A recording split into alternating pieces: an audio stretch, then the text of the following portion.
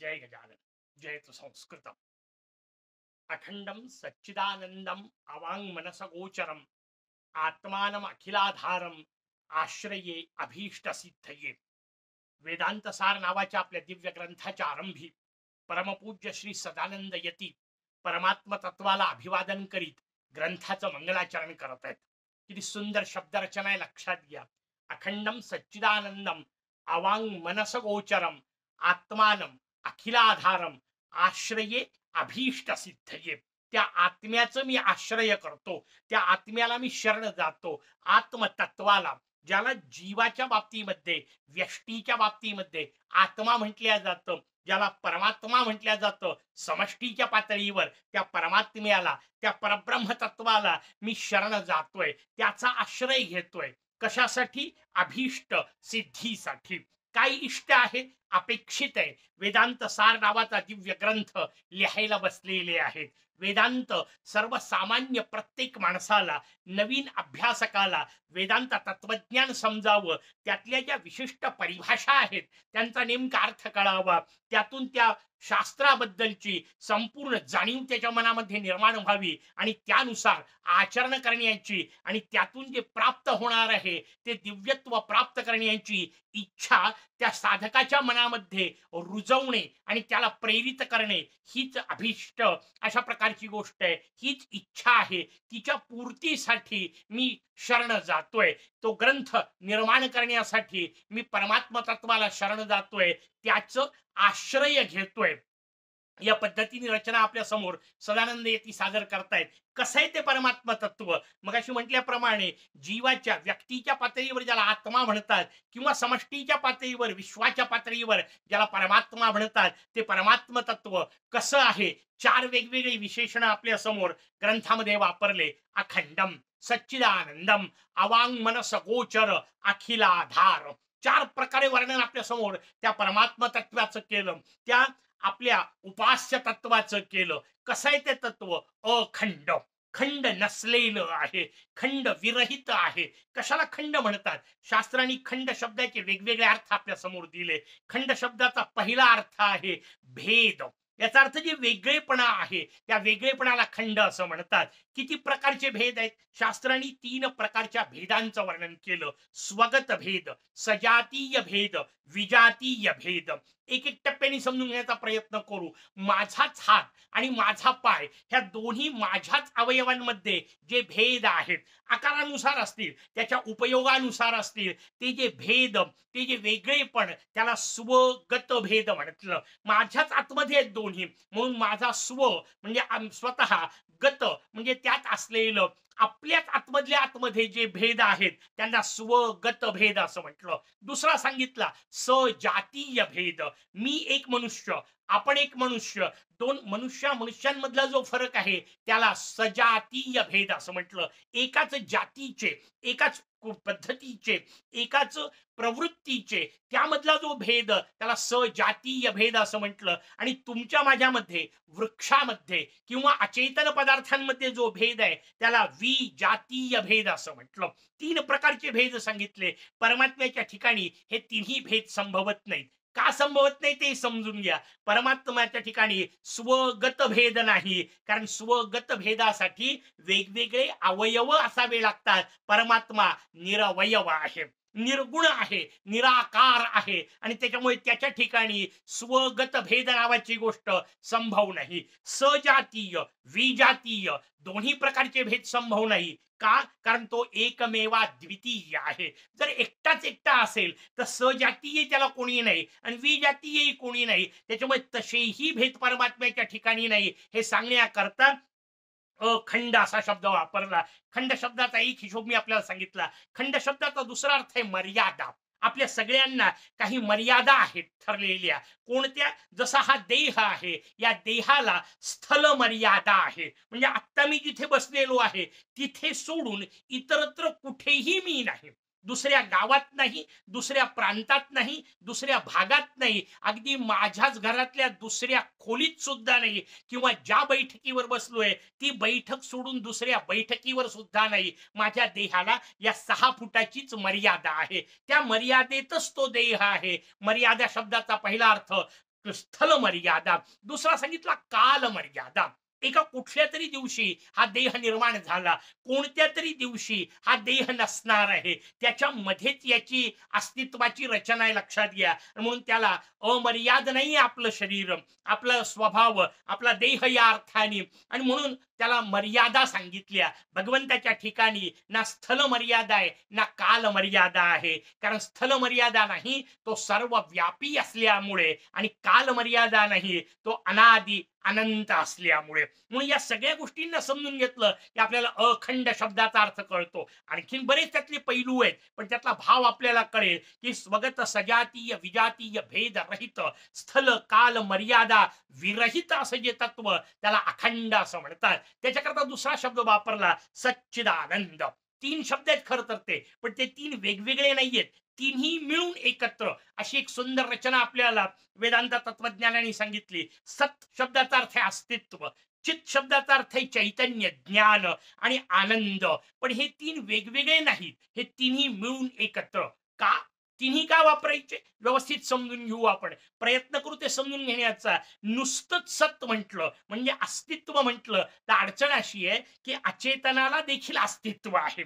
मग त्याला परब्रह्म म्हणणार का, त्याचं उत्तर आहे नाही. तर तिथे चित असलं पाहिजे. पण नुसतं चैतन्य म्हणजे ज्ञान, त्यालाच म्हटलं तर त्याचं अस्तित्व असलं पाहिजे. याचा अर्थ त्याचं उपयोजन पद्धतीने त्याचा उपयोग आपल्याला करता आला पाहिजे, हा दुसरा विषय म्हटला. म्हणून नुसतं सत नाही, नुसतं चित नाही. बरं नुसतं चित असलं तर आनंद नाहीये आणि 24 तास नाहीये, अखंड नाहीये. परमात्म्यामध्ये आणि आपल्यामध्ये हा नेमका फरक आहे, लक्षात घ्या. की परमात्मा 24 तास आनंदी आहे, अखंड आनंदी आहे, आपण नाही आहोत. आणि म्हणून परमात्म्याकरता तिन्ही गोष्टी एकत्र वापरल्या, सत चित आनंद. कशी रचना मजेदार आहे की चैतन्याने युक्त असणारा अखंड आनंदाचं अस्तित्व, त्याला परमात्मा असं म्हणतात. अशी मजेदार रचना आपल्या समोर सांगितली, सच्चित आनंद. तिसरा हिशोब सांगितला, आत्मा कसं आहे ते आत्मतत्व. पहिलं जसं म्हटलं अखंडम सच्चिदानंदम, तिसरा हिशोब वापरला वांग मनस गोचरम. गो शब्दाचा अर्थ आहे इंद्रिय, चर शब्दाचा अर्थ आहे ते इंद्रिय ज्या जिथपर्यंत पोहोचतात, म्हणजे इंद्रियांच्या माध्यमातून जे समजून घेता येतं त्या पदार्थांना गोचर असं म्हणतात. म्हणजे डोळ्यांनी एखादी वस्तू पाहता येणे, कानाने ऐकता येणे, ज्याला पंच ज्ञानेंद्रिय आपण म्हणतो, त्या पंच ज्ञानेंद्रियांच्या माध्यमातून आपल्याला ज्या ज्या गोष्टींची जाणीव होते, ज्या ज्या गोष्टींचं ज्ञान होतं, त्या सगळ्यांना गोचर असं म्हणतात. परमात्म्याच्या बाबतीत काय आहे, परमात्म्याच्या बाबतीमध्ये तो अगोचर आहे. का, कारण त्याला इंद्रिय पकडू शकत नाही. का पकडू शकत नाही, आता आपण जसं पाहिलं तशा पद्धतीने समजून घ्यायचा प्रयत्न करू. लक्षात घ्या, डोळ्यांना तीच गोष्ट पाहता येते जिला आकार असतो. कुठल्या तरी आकारात ती वस्तू असेल तरच ती डोळा पाहू शकतो, आणि म्हणून डोळ्याला साकार गोष्टीच पाहता येतात. परमात्मा निराकार असल्यामुळे डोळ्यांनी नाही पाहता येत, त्याच्या पाहण्याचा वेगळा विषय आहे. ज्ञानचक्षू वगैरे हा वेगळा विषय. सामान्य डोळ्यांनी, चर्मचक्षू आपण ज्याला म्हणतो, त्यांनी परमात्मा पाहता येत नाही. आणि म्हणून परमात्म्याचं वर्णन करताना सांगितलं अगोचर. तो इंद्रियांना प्राप्त होऊ शकत नाही, डोळ्यांनी पाहता येत नाही, कानांनी ऐकता येत नाही, जिभेनी चव घेता येणार नाही, त्वचेनी स्पर्श घेता येणार नाही. असं जे अस्तित्व, त्या अस्तित्वाचं वर्णन आपल्या समोर केलं. नुसतं तेवढंच का नाही, त्याच्या आणखीन मागे दोन शब्द वापरले, वांग मनस गोचरम. जे वाणी आणि मनाला अगोचर आहे, याचा अर्थ जे वाणी ज्याला पकडू शकत नाही, कारण वाणी वर्णन त्याच गोष्टीचं करू शकते ज्याचा अनुभव असेल. कुठं ना कुठं तरी आपल्याला पाहिलं असेल, ऐकलं असेल, अशाच गोष्टींचं वर्णन वाणीला करणं शक्य आहे. म्हणून वाणी तेव्हाच वर्णन करेल जेव्हा गोचर असेल. परमात्मा अगोचर असल्यामुळे वाणी त्याचं वर्णन करू शकत नाही. नुसतं वाणीच नाही, तर पुढचा हिशोब सांगितला वांग मनस. वाक म्हणजे वाणी, मन शब्द वापरला. मनानेही त्याला आलिंगन देता येत नाही, त्याला गवसणी घालता येत नाही, कारण मनाचाही विषय पुन्हा तोच आहे की इंद्रियांच्या माध्यमातून जे प्राप्त होतं ते बुद्धीपर्यंत पोहोचवणे, आणि बुद्धीच्या माध्यमातून त्याच्यावरचा जो आदेश असेल तो पूर्ण करणे, हा मनाचा विषय आहे. मन संकल्प विकल्पात्मक म्हणून वर्णन केलं. संकल्प त्याच गोष्टीचा करता येतो जे आपल्या समोर असेल, आपण अनुभवलेलं असेल, आणि विकल्प त्या बऱ्याच गोष्टीत असतात की ज्यात अनेक पर्याय असतात. परमात्मा अनुभूतीचा इंद्रियांच्या माध्यमातून विषय नसल्यामुळे त्याचा संकल्पही करता येत नाही आणि परमात्मा एकमेवाद्वितीय असल्यामुळे विकल्पाचा संभवच नाही. म्हणून दोन्ही दृष्टीने वाणी मन इंद्रिय यातल्या कशानेही अनुभवता येत नाही. मग तुम्ही म्हणा काहीच नसेल तर उपाय काय? त्याचं उत्तर एकच आहे, त्याचा अनुभव घेता येतो. त्याला असं नाही पाहता येत, इंद्रियांच्या द्वारे त्याचं आकलन नाही होत, त्याचं मनाच्या बुद्धीच्या द्वारे आकलन होत नाही. हा पण साक्षात्कार हा मात्र मार्ग आहे. एकरूप होणे त्याच्याशी हा मार्ग आहे. त्याच्यावर पुढे विवेचनवर भरपूर विस्तृत प्रमाणात येणारच आहे. पण आपण पहिल्यांदा त्याचं स्वरूप समजून घेतोय की तो इंद्रियांच्या मनाच्या वाणीच्या माध्यमातून आकलन होणारा विषय नाही. त्या परमात्म्याचं वर्णन केलं. पुढे त्याला शब्द वापरला. 3 शब्द आपण पाहिले. अखंड आहे, सच्चिदानंद आहे, अवांग मनस गोचर आहे. ते आत्मतत्व कसं आहे? अखिलाधार आहे.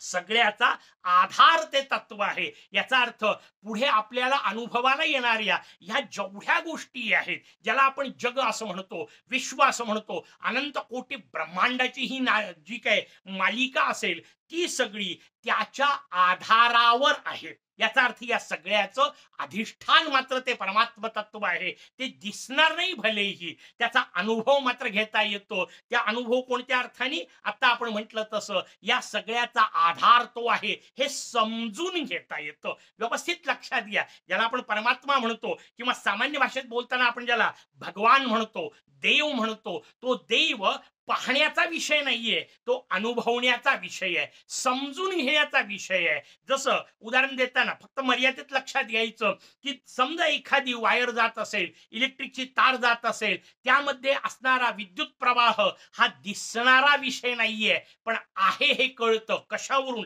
त्याचा जो परिणाम होतो ना, त्या परिणामाच्या आधारे आपण समजून घेऊ शकतो की आहे. तसं हे संपूर्ण विश्व जर चालत असेल तर या संपूर्ण चालणाऱ्या विश्वाचा, अनंत कोटी ब्रह्मांडाचा हा जो पसारा आहे, हा पसारा जर चालत असेल तर साधा हिशोब आहे. लक्षात घ्या, एखादी गाडी निर्जीव असलेली या अर्थाने ती जर ड्रायव्हर शिवाय चालू शकत नसेल तर या अनंत कोटी ब्रह्मांडाच्या पसाऱ्याला चालवणारी कोणती तर चैतन्य शक्ती असली पाहिजे की नाही?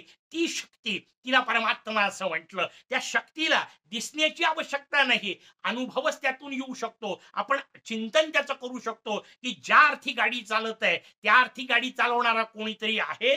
तशाच पद्धतीने हे संपूर्ण ब्रह्मांड संचालित होत आहे, तर याचा अर्थ संचालक कोणीतरी आहे. तो संचालक या संपूर्ण ब्रह्मांडाचा आधार आहे. त्याच्या आधारावर हे ब्रह्मांड अनुभवाला येत आहे किंवा त्याची आपल्याला जाणीव होत आहे, प्रतीती येत आहे. वेगवेगळे शब्द वापरायचे तर या सगळ्याचा अनुभव आपण इंद्रियांच्या माध्यमातून घेऊ शकतोय, कारण त्याच्या मागे आधार स्वरूपात परमात्मा आहे. आणि मग लक्षात घ्या, तो आधार जेव्हा समजेल ना तेव्हा खरा आनंद आहे. कारण बाहेरच्या गोष्टीतला आनंद तोपर्यंत नाही मिळू शकत जोपर्यंत त्याचा आधार हाती लागत नाही. आणि मग तो आधार असलेला परमात्मा, म्हणून अखिला आधार शब्द वापरला. या सगळ्याचं आधार असलेला हे संपूर्ण तुमच्या माझ्या आजूबाजूला इंद्रियांनी जाणवणारा विश्व, त्याचं अधिष्ठान असणारा, आणि दुसऱ्या बाजूला तुमच्या माझ्या प्रत्येक श्वासाचा देखील आधार असणारा, तुमच्या माझ्या प्रत्येक कृतीचा आधार असणारा, म्हणून अखिला आधार असणारा. कारण शेवटी सगळे इंद्रिय जे कार्य करतायत ते आत्मतत्व आतमध्ये आहे, ते चैतन्य आतमध्ये स्थायी आहे, स्थिर आहे. म्हणून इंद्रियांच्या सगळ्या हालचाली किंवा सगळ्या कृती घडू शकतात. मग विचारांपासून तर कृतीपर्यंत प्रत्येक गोष्ट जी घडते त्या सगळ्या घडणाऱ्या गोष्टींचं अधिष्ठान कोणी असेल तर ते परमात्म तत्व, त्याला अखिला आधार असं म्हटलं. त्या परमात्म तत्वाचं चिंतन करायचंय. नुसतं चिंतन नाही, आश्रय करायचंय, त्याला शरण जायचंय. कारण तोच एक मार्ग आहे. त्या परमात्म्याची शरणागती, त्या परमात्म्याला समजून घेणे आणि मग त्याच्या आधारावर बाकी सगळ्या विश्वाचा विचार समजून घेत आपली जीवन यात्रा करणे, याला वेदांत असं म्हणतात. ही वेदांताची जीवन पद्धती आहे. आपल्याला ती पद्धती समजून घ्यायची आहे. आणि म्हणून वेदांत तत्वज्ञानाचा हा दिव्य ग्रंथ अभ्यासण्याच्या पूर्वी वेदांताचं प्रतिपाद्य तत्व असणाऱ्या परमात्म तत्वाला त्या आत्मतत्वाला आश्रया करता भगवान सच्चिदानंद यती जात आहेत. ते सदानंद यती आपल्याला त्या सच्चिदानंद परमात्म्यापर्यंत नेण्यासाठी त्याचा आश्रय घेत आहेत. ग्रंथ निर्मितीसाठी त्या परमात्म तत्वाला शरण जात आहे. आपणही त्याला शरण जाऊ आणि हा ग्रंथ व्यवस्थित समजावा यासाठी प्रार्थना करून आज थांबू. जय गजानन, जय तो संस्कृत.